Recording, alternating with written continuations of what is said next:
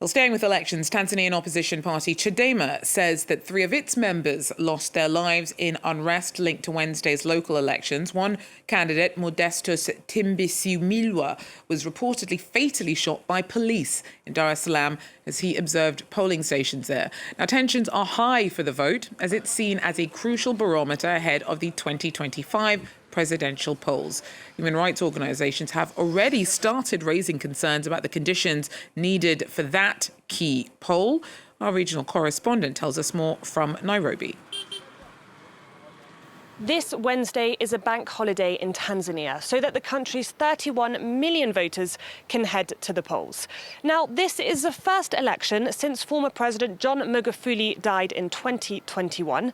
His time in office was known for cracking down on any political opposition and on the media. When his vice president Samia Suluhu replaced him, there was initially some hope for change. In her first few months in office, she allowed some media outlets to reopen and gave a little more space for political opponents. But those hopes were quickly dashed. Analysts now argue that her government has gone back to its authoritarian ways.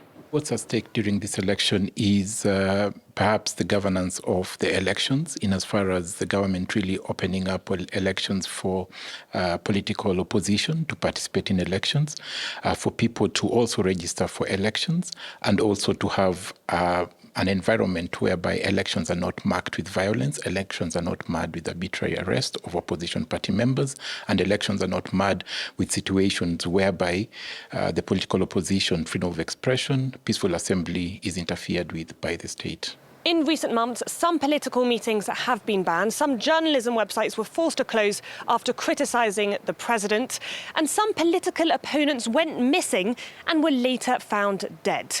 This Tuesday, members of the opposition party Chadema were allegedly killed, which has added to fears of violence. Opposition parties have also accused the government of electoral fraud, with many concerned that this could be a warning for what's to come in the presidential elections in 2025. Olivia Bizot there for us.